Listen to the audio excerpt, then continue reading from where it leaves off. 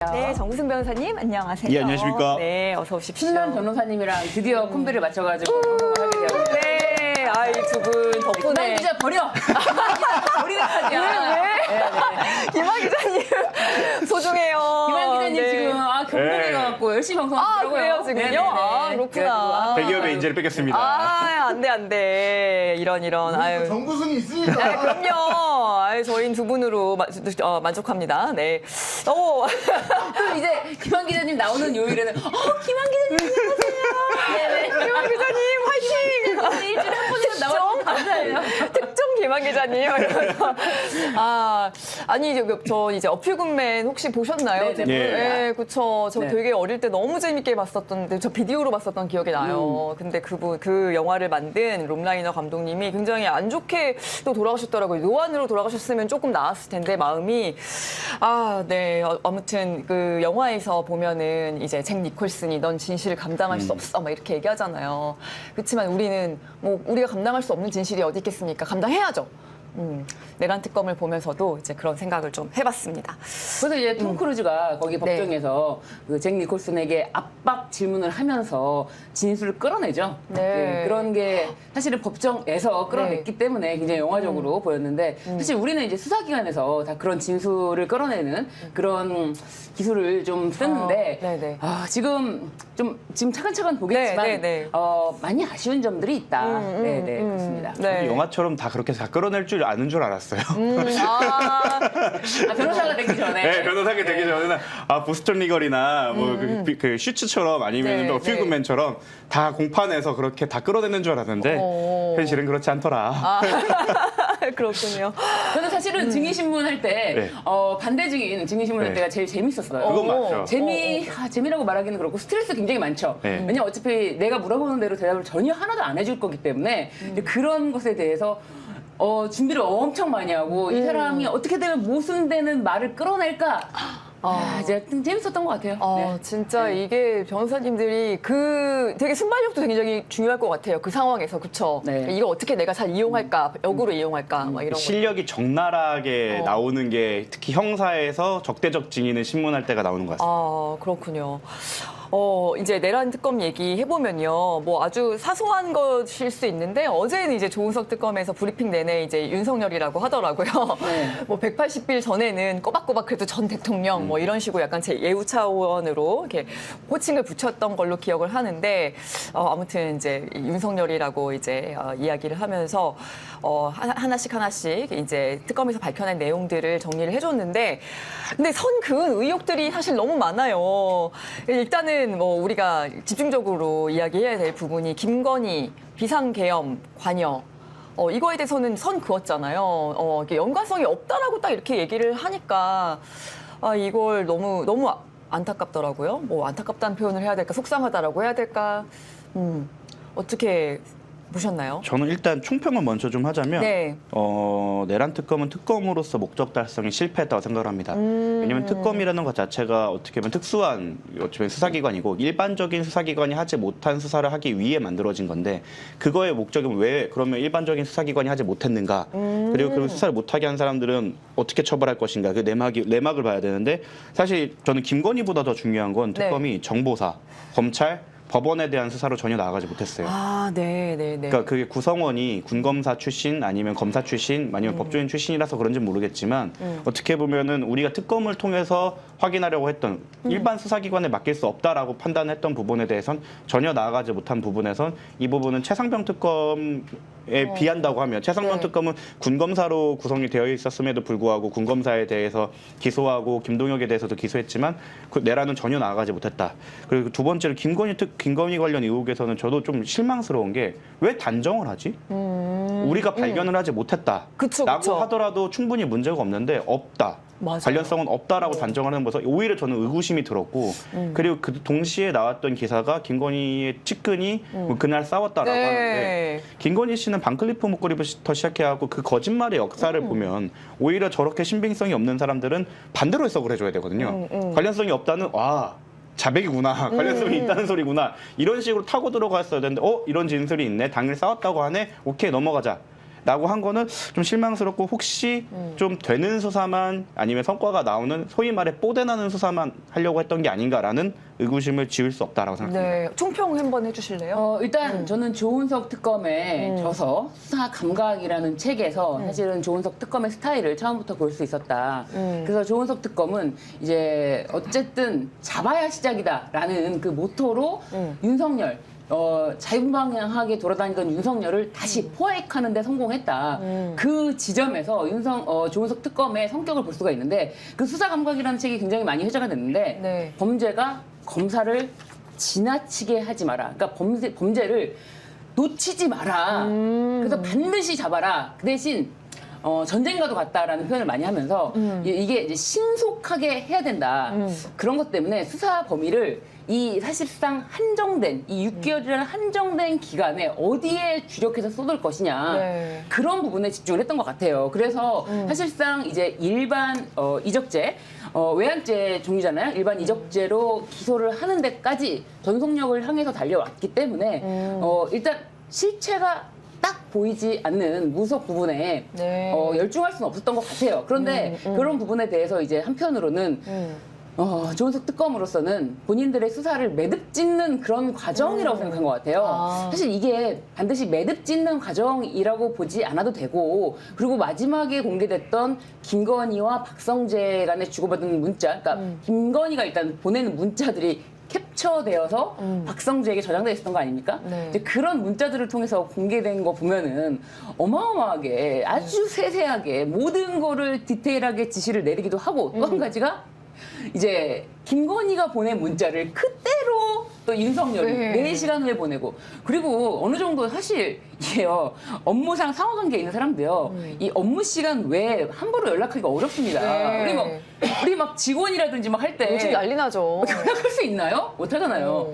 업무상 상호관계가 있어도 사실상 새벽에 막 전화하고 그럴 수가 없는데 새벽 4시에 보내옵니다. 그리고 윤석열이 아침 8시에 일어나서 똑같은 거를 보내놔요. 이렇다면은 새벽 4시에 보냈어도 내 말은 곧 윤석열의 말이야. 내가 한 발 빨라. 내 지시가 윤석열의 지시보다 빨라. 그거를 인지시켜 주려는 것도 있고 네. 그렇기 때문에 김건희의 이런 깊숙한 관여를 우리는 꼭 밝히기를 바랬지만 그거를 밝히는 데는 사실상 이 제한된 6개월이라는 제한된 시간 내에서는 부족함이 있지 않았나. 왜냐면 박성재와 김건희 관계도 최후 정말 마지막 순간에 밝혀진 거기 때문에 네. 그런 부족한 순간에서 뭔가를 다 이렇게 매듭지려고 하는 그 부분에서 우리한테 많은 아쉬움을 준다. 그렇지만 또 굉장히 저는 큰 성과가 있었다고 보는 네, 게 네, 네. 그 계엄의 목적 이거를 얘기할 때는 사실상 우리가 뭐 김건희 수사 무마 아니면은 윤석열이 계속 얘기했던 야당의 입법 폭주, 예산 문제 이런 것이 아니라 이건 총선에 관계없이 장기 집권, 정적 제거 이런 확실한 정적 제거, 장기 집권, 독재를 위한 과정으로 계엄을 했다. 이걸 명확하게 밝힌 거예요. 네. 그런데 저는 굉장히 이게 또 흥미로운 점이 계엄을 얘기한 게 2022년도부터 나왔잖아요. 네. 2022년 12월부터 나왔고요. 실질적으로 준비에 들어간 게 2023년도 하반기부터인데 그 2022년 11월부터 2023년도 실질적으로 막 준비를 하는데 그러면 몇 년을 준비를 하면서 김건희가 몰랐다? 그게 진짜 말이 안 되죠. 아, 이거는 윤석열이 받아들일 말이 수 얼마나 많은 없는 사람인데. 네. 오늘 이 어제 특검의 발표 이후에 엄청 많은 여러 어떤 의견을 통해서 이제 조은석 특검이 공격받을 것이다라는 그런 생각을 하기 때문에 네. 이런 부분은 아쉬웠다라고 네. 표현을 하겠습니다. 맞습니다. 그러니까 성과도 저도 이제 바로 말씀하신 그 부분 때문에 그 네. 목적을 그래도 할 땐 좀 단호하게 해줬고 또 그래서 이제 윤석열 이제 사용시킬 수 있겠구나라는 생각이 좀 들어가지고 더 강하게 말씀해 주시죠. 보낼 수 있다. 그렇게 생각을 했어서 좋았지만 나머지 부분들은 그 김건희 비상계엄 관여에 대해서 진짜 그냥 관련성이 없다? 이렇게 워딩을 한 거는 좀 상당히 잘못되지 않았나 싶고요. 뭐 전 국민들이 다 의심하는 부분인데 네. 그 부분에 대해서 이렇게 얘기를 했고 아니 그럼 김건희 얘기부터 해보면은 너 때문에 망쳤다 뭐 이러면서 싸웠다고 하잖아요. 이거 계엄 때문에 계엄을 해서 망친 게 아니라 계엄을 망쳤다 이렇게 얘기한 거 아니에요? 그렇죠. 네가 계엄을 망쳐놨잖아 지금. 이렇게 계엄을 얘기한 잘 거 아니에요? 못해서 너가 망쳤다. 계엄을 어떻게 이렇게 잘못했니? 이런 거 아니었을까요? 그렇죠. 그러니까 이게 사실은 이 발언을 네. 김건희 측근으로부터 직접 이제 전에서 이거를 확보했다는 거 아닙니까? 이 진술을. 네. 그런데 이 시점 자체는 비상계엄이 해제된 직후에는 윤석열은 계속 이제 상황실에 있었기 때문에, 지통실에 있었기 때문에 해제된 직후에 바로 부부싸움을 한 게 아니고 어느 정도 이제 돌아갔을 때, 관저에 돌아갔을 때 싸움을 했을 거 아닙니까? 그러면은, 이 지금 그 시점 정확하게 공개되지는 않았지만 이 진술을 언제 했는지, 그럼 김건희는 이게 실패가 됐다는 것 때문에 분노에 차올랐을 것이고, 오, 네. 이 실패된 분노 그리고 자신한테까지 나중에 책임이 전가되지 않도록 뒷수습을 해놓은 그런 부분이 아닐까. 이건 너무 강하게 의심되는 거죠. 맞아요, 진짜. 어떻게, 싸웠다는 부분 때문에 김건희에 관련이 없다. 이건 말이 안 되잖아요. 말이 안 되는 게 이거의 그 발화지 자체가 김건희의 측근이고 김건희의 측근들은 지금까지도 김건희의 혐의를 덮어주기 위해서 서슴지 않게 거짓말을 하고 있는 상황을 생각을 한다고 하면 이 증언의 신빙성을 당연히 다퉈야 되고 오히려 이 진술로 무엇을 노리고 있는가를 밝혀봐야죠. 김건희 씨가 지금까지 혐의가 나올 때마다 모든 측근들 가치를 뜬금없이 김혜성 씨도 잡힐 때 김건희는 관련 없습니다. 안 물어봤어요. 네. 그러면 반대로 해석하면 돼요. 관련이 있으니까 먼저 얘기하구나. 저거는 주입되었구나. 저렇게 말하도록 코딩이 되어 있구나. 라고 해석을 해야 되는데 그래 그날 싸웠으면 문제가 없겠구나. 라고 해석을 해주는 건 사실 수사기관이 가질 태도는 아니죠. 그쵸. 그렇기도 하고 이 부부싸움이라는 게 네. 지금 이 결론을 나온다. 내리는 데 있어서 과연 이것을 근거로 김건희와 관련이 없다라고 결론을 내린 거는 저는 진짜 이거는 조금 그쵸. 이렇게 발표하는 데 있어서도 너무 근거가 빈약하지 않았나. 이걸 너무 의심할 수 있는 게 윤석열은요, 김건희와 이야기를 할 때마다 이제 그 처음에 디올백 관련해서 사실 KBS와 인터뷰를 하면서도 KBS에서 부부싸움을 하셨습니까? 이런 걸 물어봐요. 질문이 그랬나요? 네. 그 질문을 물어봐요. 그때 당시에 조그만 외국회사 파우치라고 말했던 지금. 박장범인가요? 네. 당시 사장이 부부싸움 하셨습니까? 부부싸움 전혀 안 했습니다. 그렇게 얘기도 하고요. 또 김건희 관련해서 이제 더 이상 수사 무마 이런 거 관련해서 다시 한번 대국민 한번 인터뷰를 하지 않습니까? 네. 이제 기자회견을 윤석열이 앞으로는 김건희 어떻게 관리할 거냐 이제 이런 식의 어떤 이야기를 하니까 앞으로는 제가 부부싸움을 좀 해야겠습니다. 이런 이야기를 합니다. 뭔가 부부싸움으로 뭔가를 풀어가려는 이런 이 부부의 행태. 그러니까 이 사람들은요, 누군가에게 외부적으로 말할 때 우리가 싸웠다라고 얘기를 해. 우리가 싸웠다. 근데 이게 굉장히 말이 안 되는 게 이 싸움을 하려면요, 서로 대등한 상대. 그쵸, 맞아요. 네. 대등한가요? 대등하지 않다는 게 지금 지금 정황상 너무나 나오고 있는데 누가 위인가요? 그리고 여기 너 때문이라는 말이 나와요. 너 때문이. 너 때문이라는 게 오빠도 아니야, 지금. 12살 차이나 나는데 이 둘은 이미 영적 관계이기 때문에 이런 나이라는 게 의미가 없다.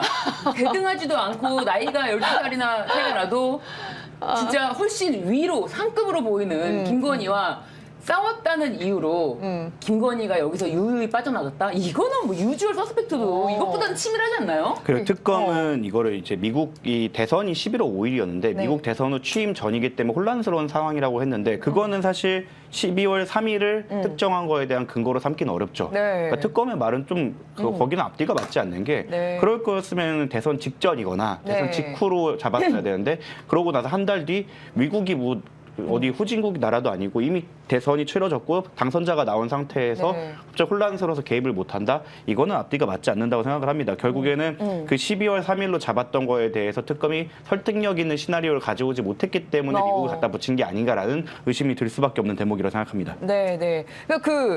우리는 무속으로 12월 3일을 분명히 정했다. 또 이렇게 그런 강한 의혹을 갖고 있잖아요. 그런데 또 아니라고. 그 날짜를 왜 특정했는지에 대해서도 밝히지 못했어요.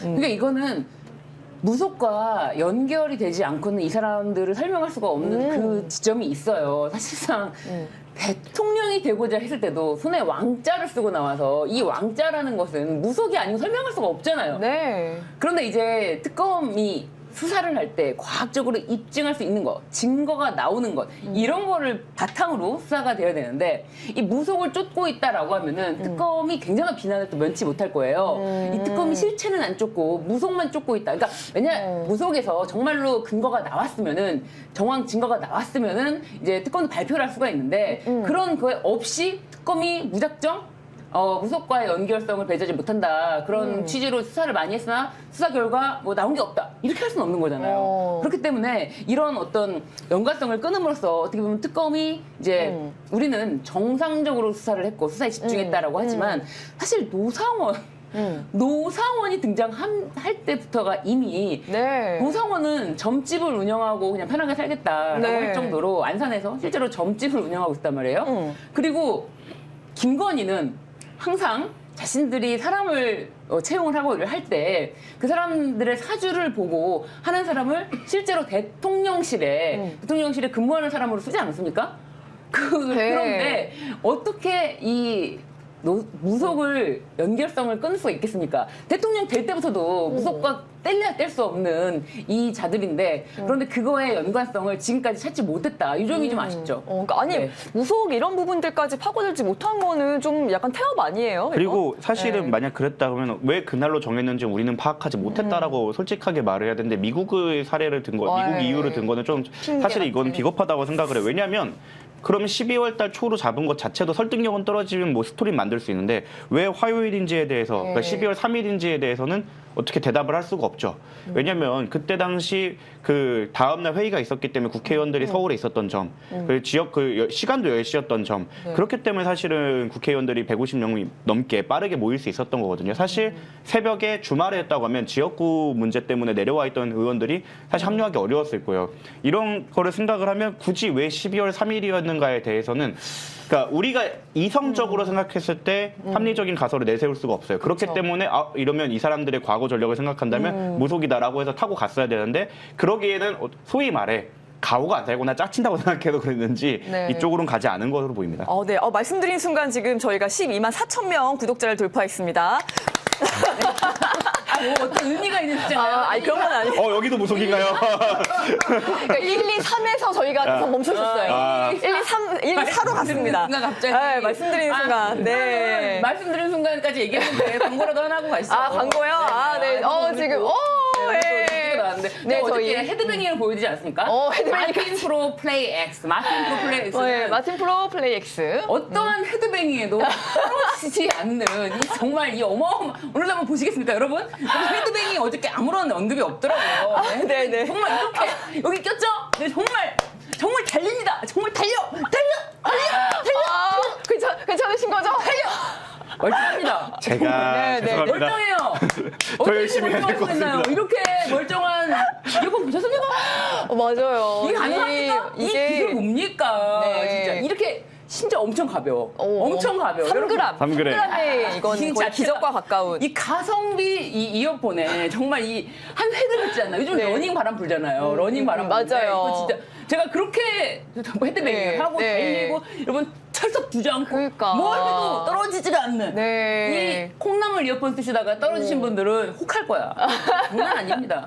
네, 장난 아니에요. 그러니까 이거는 진짜 이렇게 끼고 다니면은요, 되게 액세서리 효과도 있고, 네. 그러니까 막 헤드뱅잉 하셨는데 무슨 어디 클럽이나 이런데 가서 딱 나 되게 센스 있는 사람이다 지금 이걸 클럽 보여주는데 얘기까지 하고 너무 좋은 것 같아요. 지금 나이가 우리가 클럽에 갈 수 있는 나이가 아니지 아니, 않나요? 우리가 갈 수 있는 클럽이 있습니다. 네, 39,900원. 이제 끝나고 얘기하겠습니다. 우리가 갈 수 있는 클럽. 네, 같이 가실까요? 우리 변호사님. 39,900원. 9,900원에 기적을 한번. 운동할 네. 때. 야, 그리고 이게 또 이게 귀를 완전히 막는 게요. 사실은 그 외부 소리가 차단돼가지고 굉장히 네. 위험하거든요. 그래서 이제 자전거 타시는 분들, 네. 그리고 뭐 러닝 하시는 분들. 진짜 위험해요. 이거는 제가 봤을 때는 이거는 그리고 지하철에서 한 번쯤 이어폰 네. 떨어져 보신 분들 진짜 이거 혹할걸요? 장난 아니잖아요. 이거 맞아요, 내가 지금 맞아요. 네. 쉬운 게 아니잖아. 쉬운 게 아니에요, 진짜. 안 떨어져요. 네. 부러우시죠? 무슨 알겠다. 네. 아니 여러분 이거 네. 이렇게 쉽게 떨어집니다. 근데 빠지진 않고. 빠지진 않아요. 근데 빠지진 않고. 사람들이 이걸 네. 붙이고 나온 적 있다. 아닙니다. 이걸 이렇게 쉽게 뺄 수도 있는데 절대 흔들어서 떨어지지 이게 거의 인체공학적으로 잘 설계가 돼가지고, 네. 그리고 이게 이게 떨어지지 않고. 걸어주는 게 자기한테 맞춤으로 갖다 걸어줄 수가 있어요. 네, 마틴 프로 플레이 X는 장난 아니다. 저희 전화 주문으로 하실 수 있고요. 네. 그리고 저희 또 링크로 또 구매하실 수 있습니다. 네, 계속해서 내한 특검 얘기해보죠. 12만 3천 명에서 지금 4천 명으로 올라가는 순간 저희가 광고를 한번 했고요. 그래서 그 무속과 관련된 부분에서 저는 진짜 대통령실이 용산으로 이전할 때부터 이건 무조건 이거는 무속 때문에 한 거다라고 생각을 하는데 이것도 계엄 준비와 좀 관련이 있었나라는 그 의혹에 대해서도 일단 아니라고 얘기를 했는데 두 분 어떻게 보십니까? 그러니까 이거를 너무 단정하는 것 자체가 저는 특검이 이거 잘못했다고 생각을 합니다. 우리는 발끈해도 아니라는 됐다. 거를 왜냐하면 단정하고. 보통 수사기관이 결정을 내릴 때 네. 혐의 없음, 가로치고 증거불충분 이런 식으로 하거나, 그러니까 보통 불기소 의견을 낼 때 증거불충분으로 해요. 왜냐하면 부존재를 입증하기가 힘들기 때문에 우리는 그만큼의 증거를 찾지 않아서 이렇게 종결을 한다라고 약간의 여지는 남겨놓거든요. 근데 이거를 너무 단정적으로 얘기하지 않았나. 그래서 이 부분에 대해서는 약간 면피용도 있다, 없다. 네. 내가 못 찾았으니까 없다거나 우리는 뭐가 있는데 없다라는 식으로 좀 만들어놔서 예, 이 부분에 대해서는 좀 비판의 여지가 있다고 생각합니다. 네. 그러니까 우린 열심히 했고 다 밝혔는데 없어. 이렇게 얘기하고 싶은 거죠, 지금. 그러니까 여지를 남겨두고 싶지 않은 거죠. 네.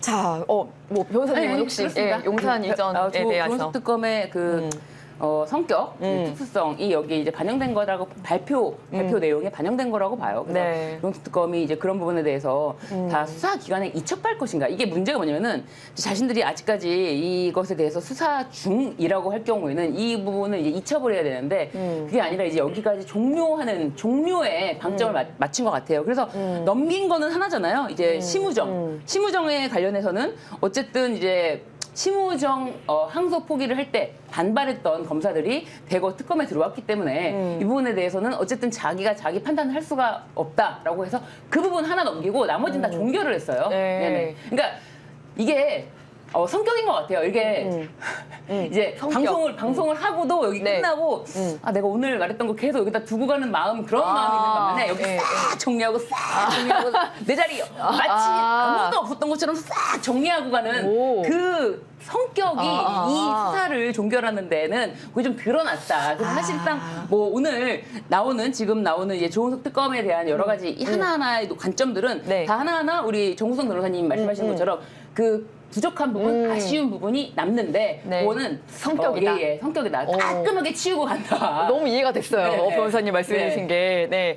자, 그럼 이 부분 좀 한번 짚어볼게요. 사법부도 비상계엄에 관여했거나 동조했나라는 부분에 있어서도 이제 조은석 특검은 아니라고 얘기를 했는데 이렇게 이제 내란 특검이 조이대 천대엽 비상계엄 관여 안 했다. 요거는 저희가 이제 잠시 후에 두 분 이제 보내드린 다음에 군인권센터 입장을 들어볼 예정이긴 한데 두 분은 어떻게 평가를 하시는지. 네, 요건 이 부분에서 가장 특검이 실패했다고 생각을 합니다. 나아가지 그렇군요. 못했어요. 왜냐하면 네. 이 의혹에 대해서는 실제로 저희끼리 변호사끼리 그렇게 늦다 하는 변호사 협회마저 네. 그날 입장문을 냈습니다. 네. 근데 조희대 대법원장은 그때 오부 회의 때 마치 자기네가 입장을 낸 것처럼 얘기했지만 그건 사실 거짓이죠.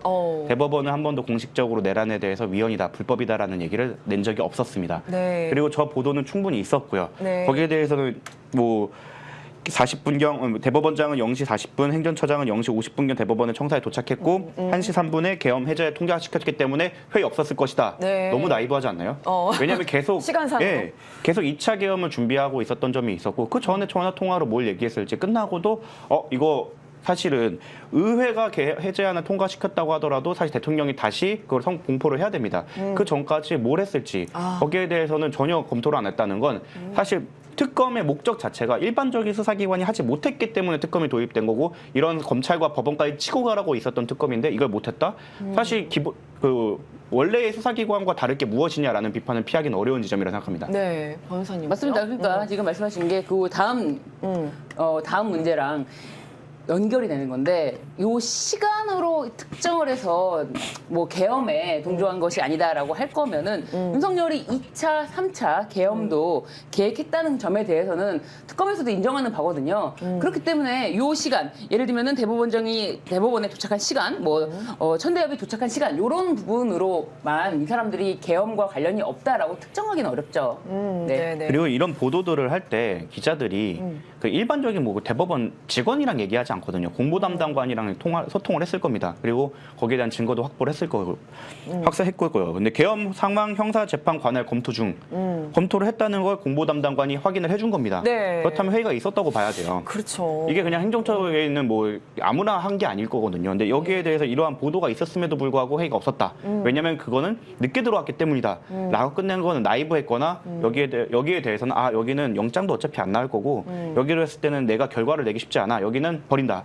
라는 판단이 있었다고 볼 수밖에 없는 지점입니다. 이런 법원에 지금 내란 재판이 계속 바뀔 수 있는 건지 지금 다 국민들이 네. 의심하는 부분이잖아요. 사실 진짜 소있고 외양국가 고치기이긴 한데 저는 그래서 처음부터 시작할 때부터 그 국민들의 여러와 같은 지지가 있을 때 특검 도입할 때 같이 쌍끌이로 내란 던잠 재판부를 가져가야 된다고 생각을 했어요. 왜냐하면 네. 사실 이거 준전시였고 반란이었습니다. 사실상. 그런데 여기에 대해서 일반 형사 사건처럼 그냥 일반 형사 재판부에 맡긴다는 건, 그리고 게다가 이런 기사까지 있어서 사법부의 개입을 배제할 수 없는 상황에서 그냥 일반 형사부에 맡긴다는 것은 너무, 이거는 우리도 나이브에 국민도 나이브. 왜냐면 너무 사실은 또 변명을 하자면 우리가 이런 걸 겪어보지 않아서 그런 것일 수 있겠지만 네. 그 민주당도 국민도 다 나이브했다. 그 6개월 동안 이거를 처리하고 탄핵을 시키고 다시 당선이 되고 다시 통과하는 동안 사실은 이러한 논의가 좀 있었어야 된다고 저는 생각을 합니다. 네, 지금 이제 한겨레 단독으로 나온 기사를 받았는데요. 김건희가 윤석열 당선 뒤에 이제 관저 입주하기 전까지 한 6개월 정도 동안에 아크로비스타에서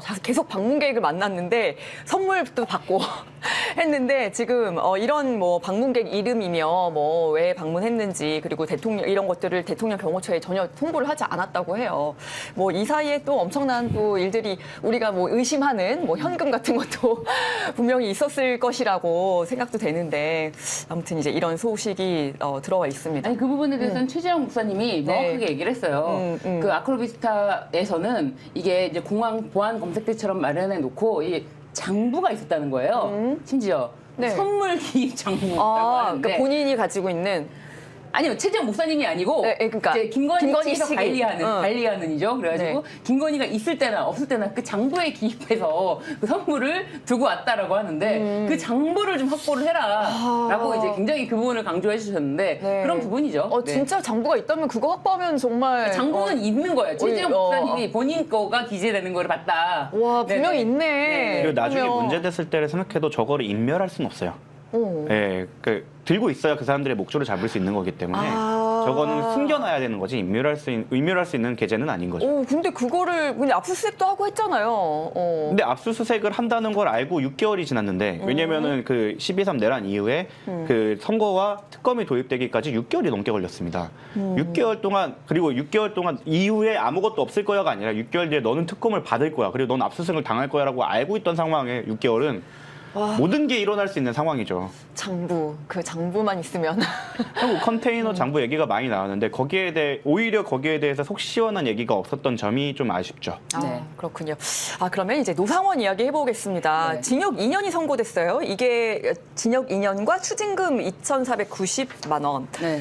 알선 수재 혐의 그리고 개인정보보호법 위반 혐의인데 이 형량 어떻게 보세요? 두 분은?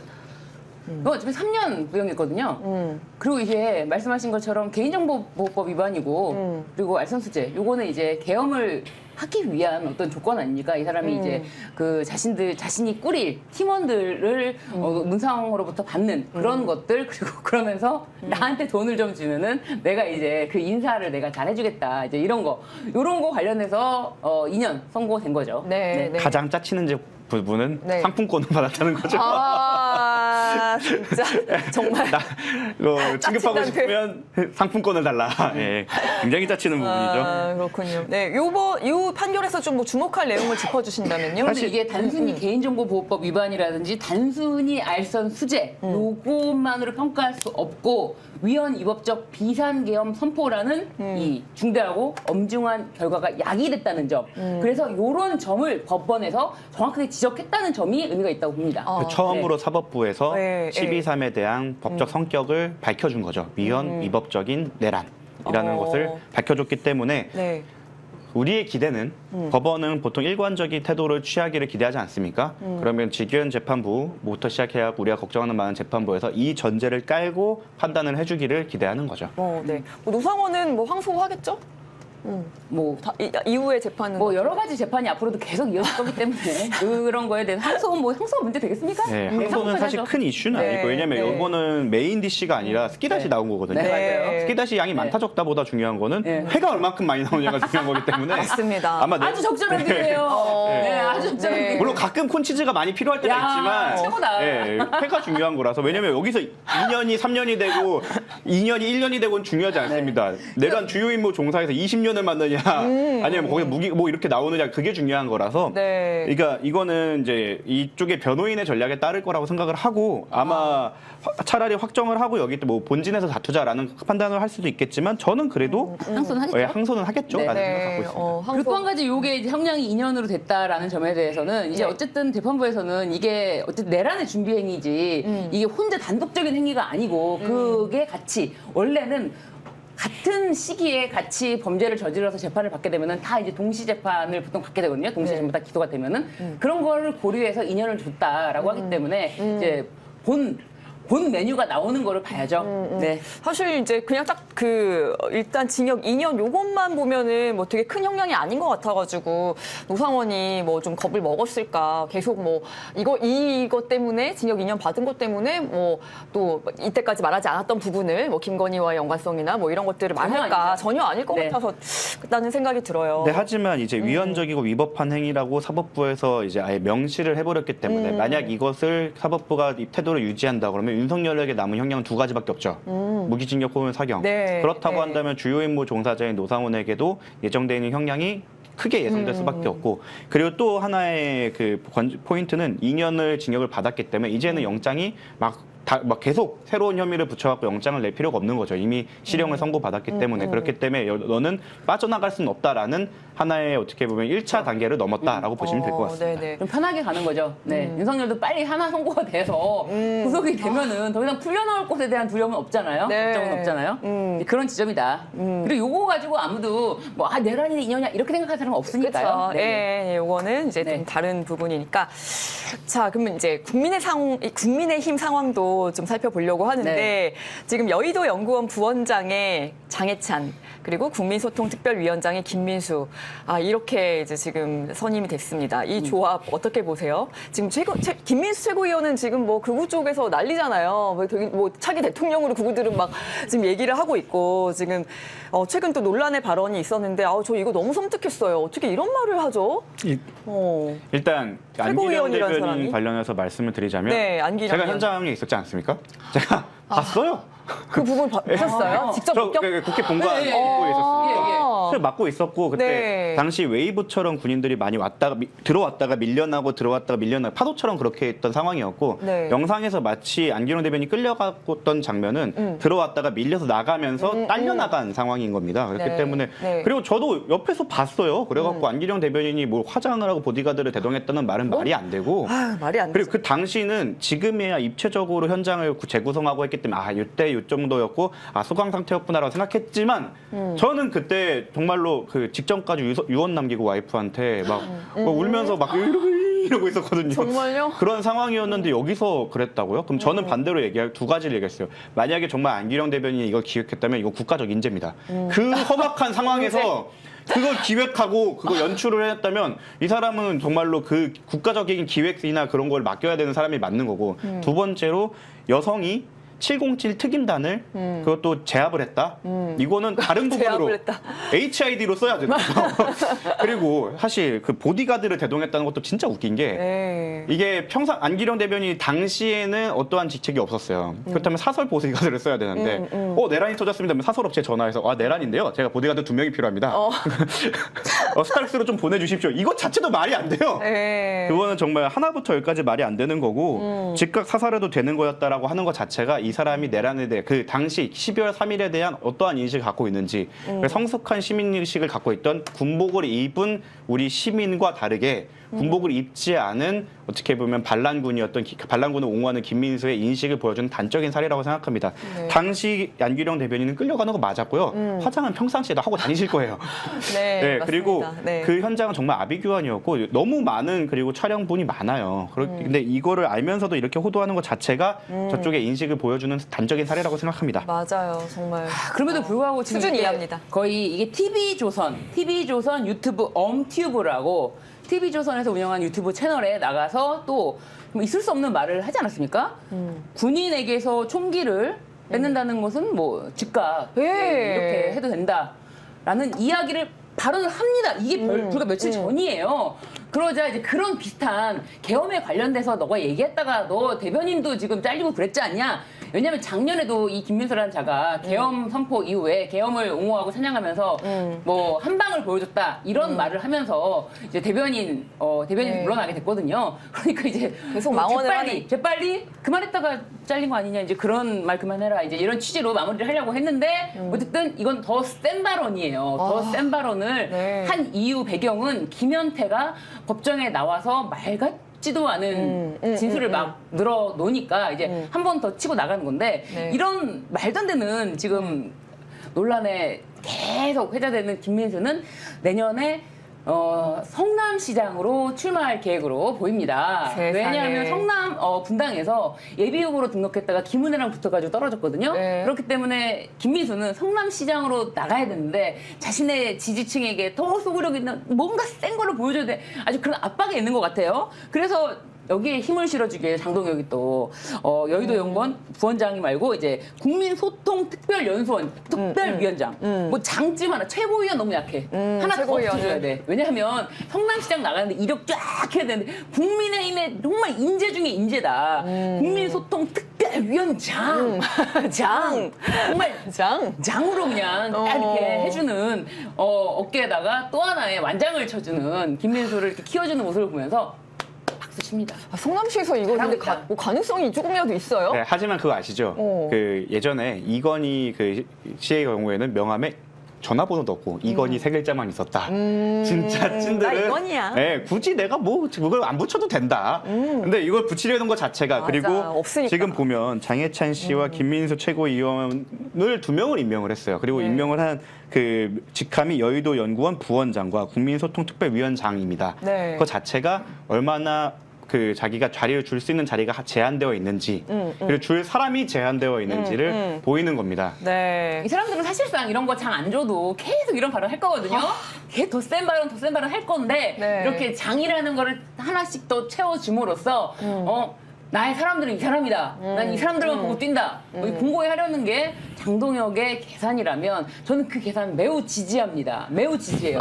지금 국민의힘이 장동혁 체제로 매우 잘 돌아가고 있다. 박수 쳐야 돼요. 장동 잘한다. 네.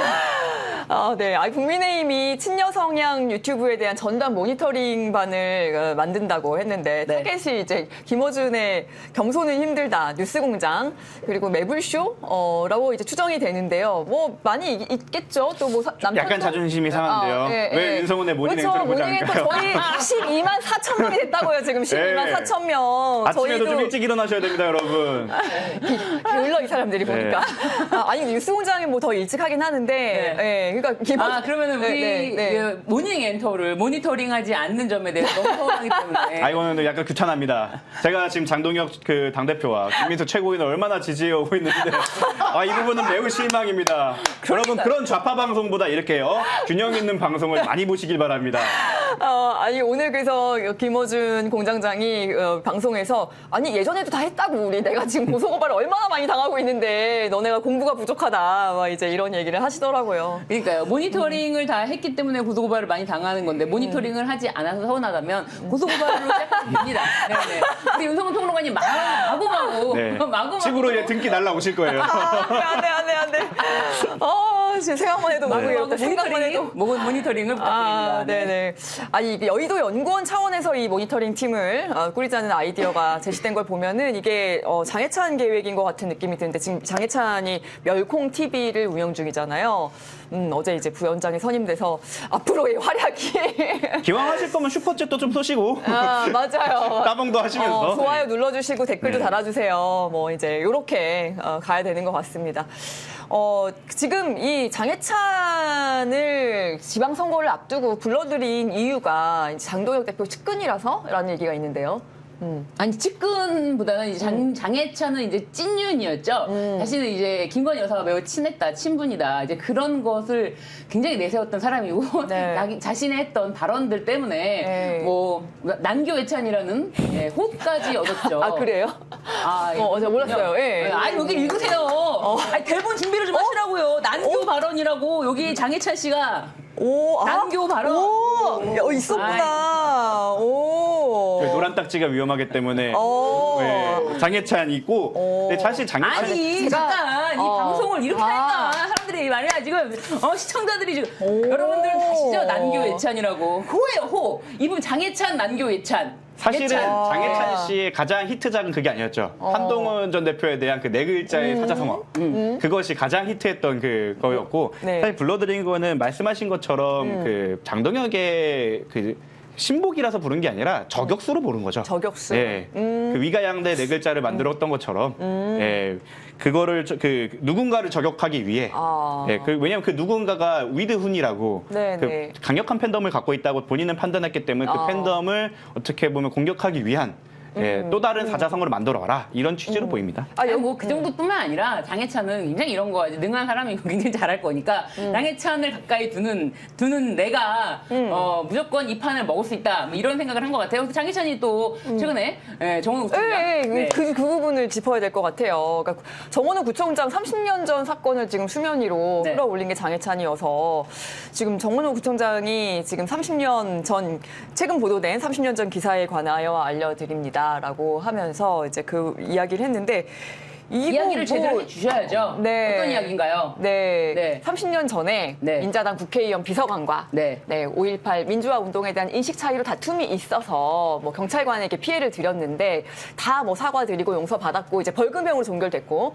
뭐 화해도까지도 다 했던 그 저는 사건인데 이 원인을 봐야 된다고 봐요. 네. 왜 이런 일이 맞아. 벌어졌느냐. 네. 5.18 민주화 운동에 대한 인식 차이. 그러니까. 30년 전이면요. 지금보다도 진짜 와, 도대체 저 태어나기도 전이에요. 네? 30년 네? 전이면 네? 제가 태어나기도 전이기 때문에 무슨 말씀이세요, 그 지금? 시절에 예? 몇 학번이세요 지금? 그 어목한 시절에 진짜 법조인으로 태어나기 전에 그럴 수 있죠. 여러분들 우리 구독자분들도 맞네. 네. 태어나기도 전에 5.18에 대해서 얼마나 진짜 매도하는 사람들이 많았을지 상상도 못할 거예요. 왜냐면 우리 태어나기도 전이니까. 우리가 세상에 존재하기도 전이란 말이야. 지금 내란 세력을 옹호하고 있는데 5.18 전두환이 했던 5.18에 대해서 역사적 평가가 제대로 이루어졌겠습니까? 근데 여기에 대해서 소신 있게 정말 내가 그건 아니다 싶은 발언을 하면서 어떻게 보면 다툼이 일어난 거 아닙니까? 저는 네. 이 지점에서 정원호 구청장 정말 대단한 사람이다. 네, 오히려 사실상 그 당시에 이렇게 목소리 내면서 하기가 쉽지가 않아요, 오히려. 근데 끝까지 이거는 저항해야 된다. 이거는 저는 진짜 이거야말로 정원호 구청장의 어떤 재평가된 저는 네, 오히려 더 긍정적으로. 네, 평가된 어떤 기사라고 보는데 네. 참 장여찬, 난조여찬 고마워요. 네. 저는 다른 의미에서 고마운 게 네. 사실 정원호 구청장이 지금까지 설문조사나 이런 거 돌려봤을 때 네. 항상 문제로 지적됐던 건 딱 하나였어요. 인지도. 네. 사실 이렇게 때려주는 것 자체가 땡큐인 거거든요. 왜냐하면 사실 파묘할 수 있는 게 이거밖에 없다. 사실 어떻게 보면 미담일 수도 있는 것들밖에 없다라는 것이고 저쪽에서 이 타겟팅을 해서 공격한다는 사실 인지도를 키워주는 거고 사실 예전에 그랬죠. 안티 히어로처럼 그러니까 서로 이런 식으로 하면서 키워주는 거예요. 그래서 장해찬 씨가 어떻게 보면은 정원호의 가장 큰 지지자일 수도 있다. 이런 식으로 키워서 땡큐. 지금까지 한 시정에서의 그 업적 하나 빼더라도 장해찬이 이렇게 갖고 인지도를 어필시켜준 게 사실 선거에서는 더 유리할 수도 있습니다. 왜냐하면 네. 이로써 국힘 지지자거나 보수 쪽의 이제 언론 그리고 보수 쪽 스피커들한테 이게 회자가 되면 회자가 될수록 네. 정원호 구청장은 거물이 돼가는 겁니다. 아, 그렇죠. 타겟이 된다라는 건. 사실은 뭐 장해찬 덕분에 거물이 된다고 보기는 어려운 게 이미 여론조사가 있었어요. 예, 맞아요. 장해찬 네. 찌끄레기 아무리 긁어와도 이거 스크래치도 못 낸다. 왜냐 이 원인과 결과를 봐야 되는데 네. 사실 장해찬이 있는 당의 송언석 원내대표입니다. 송언석 원내대표는 뭐 어떤 원인으로 폭행을 한 게 아니고 사실 그때 2021년도 지방선거인가요? 재보궐 선거 결과를 보기 위해서 당사를 갔는데 자기 자리가 없다고 욕을 하면서 당직자를 폭행한 사건이 있었고요. 그 일로 송원석이 징계를 받는 그런 절대절명의 순간에서 탈당을 해버립니다. 그래서 그 사건이 경찰에서 수사가 되다가 폭행 사건은요. 네. 피해자가 처벌을 원치 않습니다라고 한마디만 하면은 이게 종결되거든요. 그래서 그렇게 피해자에게 처벌을 원치 않습니다라고 해서 처벌 불원으로 종결된 사건. 네. 이 이유 원인이 뭡니까? 자기 자리를 내 자리를 내 의전을 제대로 안 해놨어? 하면서 무자비한 폭행을 했던 이런 당의 원내대표 이걸 다시 한번 소환하는 거거든요. 네. 근데 이 싸움 네. 이거는 네. 오히려 5.18에 관한 이 사람의 역사 의식이 제대로 드러나는 네. 정은호 구청장이 빛나는 사실은 네. 이야기가 아닌가. 저는 그렇게 생각합니다. 네. 사자성어로 조인트 송이죠.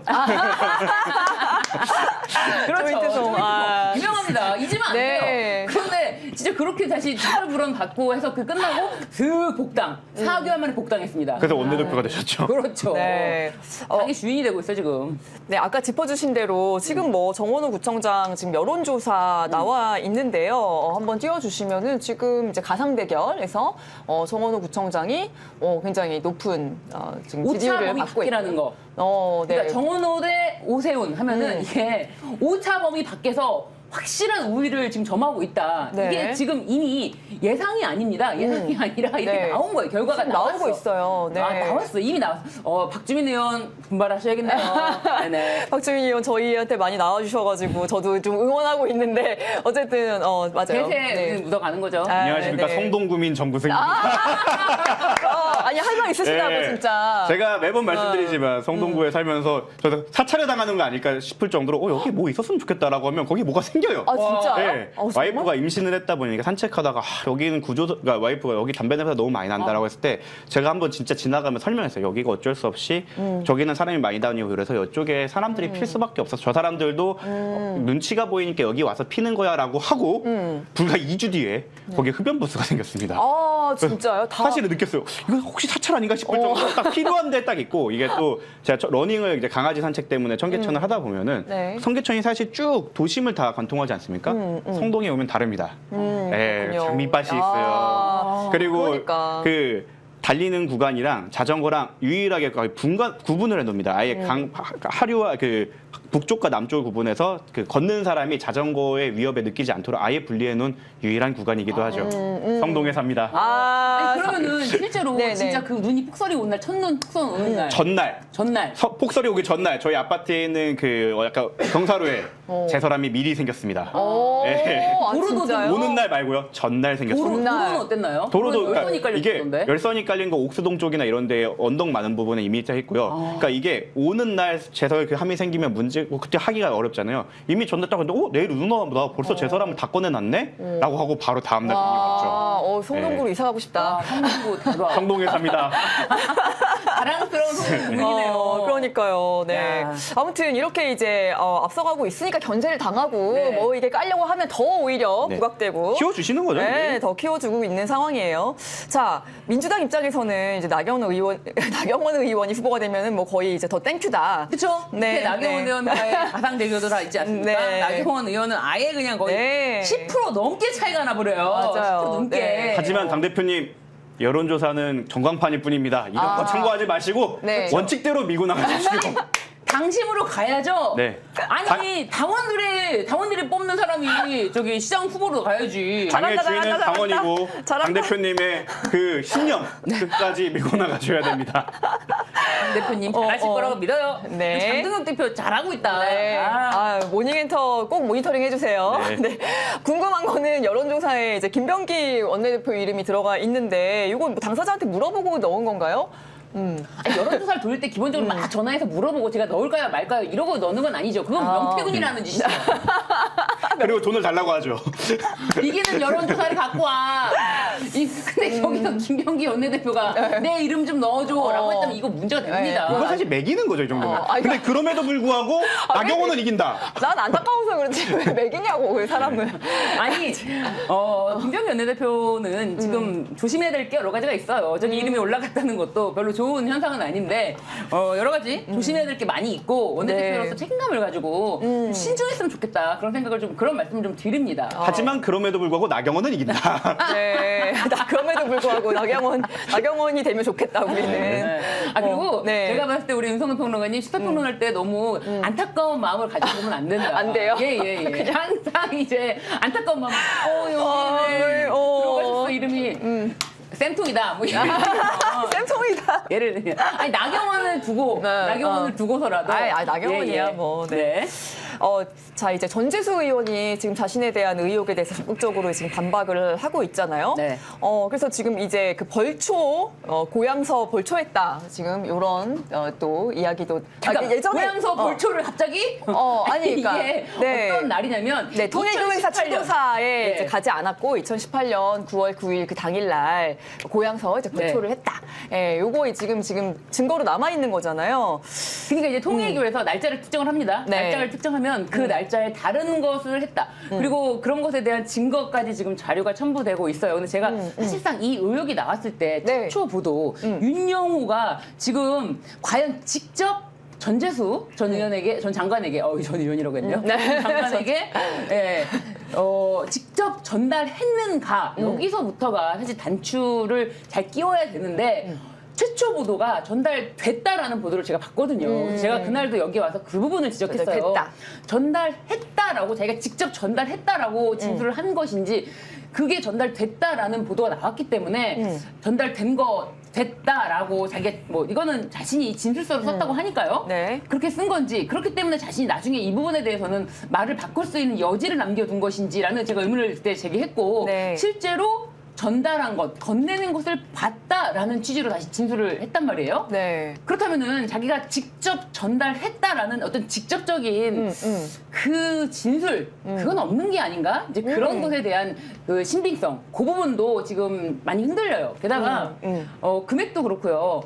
지금 뭔가 자신이 직접 했다면은 이 윤영호 이자도 그때 당시 말했을 때 내가 직접 전달했던 거 권성동에게 얼마 근데 이거를 통일교에서 내가 개인적으로 횡령하고 개인적으로 일탈로 보고 있지. 나 2018년도에 우리 저기 참 어머니 뜻으로 전재수 의원 만난 것도 알고 있고 나 이런 거 다 알고 있어. 이러면서 이거를 하나 더 던진 것이 아닌지 그게 좀 저는 아직 정확히 밝혀진 게 아니다. 네. 네, 일단 이거는 쟁점을 두 개로 봐야 됩니다. 네. 통일교가 소위 말해 묻었냐랑 네.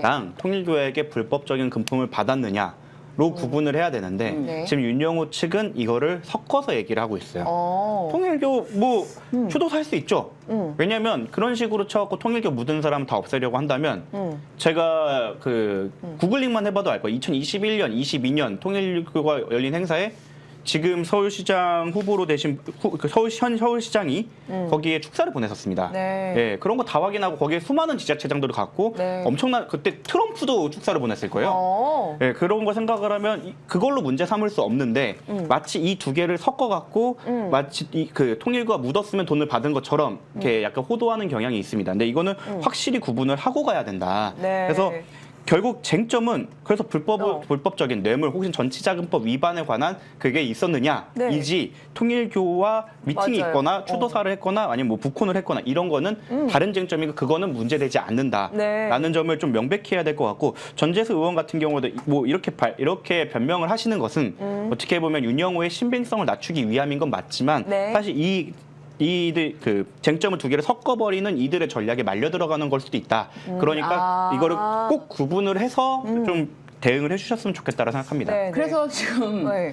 통일교가 정말 전방위적으로 이렇게 지원을 뭐 했다라는 게 통일교가 2018년도에 네팔 행사에 여야 의원을 초청했고 항공료 체류비를 지원했다라고 했는데 이제 그거에 대해서 인정한 의원도 지금 나왔단 말이에요. 네. 이때 의원들 이름과 함께 프레스티지 항공권 네. 그렇게 좀 구체적으로 특정이 돼야 되는데 사실 전재수 의원에 대해서는 네. 뭔가 구체적으로 특정되는 어떤 그런 디테일보다는 날짜를 계속 통일하고 네. 지목을 하는데 그 날짜마다 지금 전재수 의원이 빠져나가는 부분 그리고 뭐 불가리 시계라고 특정은 했지만 그 시계라고 특정할 거면은 최소한의 어떤 더 물적 증거가 나와야 되잖아요. 네. 근데 아직 그런 게 지금 뒷받침되지가 않으니까 이제 글쎄요 이게 어디까지 수사가 될 수 있을지 네. 이건 좀 의문이에요. 자, 단적인 예를 들어보면 권성동 같은 경우에는 아까 변호사님께서 말씀하셨듯이 그걸 입증하기 위해 사진, 문자 이런 것들을 다 남겨놨어요. 왜냐면 그러지 않으면 사실 뇌물죄는 입증하기가 정말 어렵고 네. 이 사람들 나중에 소위 말해 코 깨기 위해서도 그런 게 필요합니다. 네. 전재수 의원한테는 똑같은 사람인 윤용호가 그런 걸 전혀 특정하지 못하고 매번 놓치고 있어요.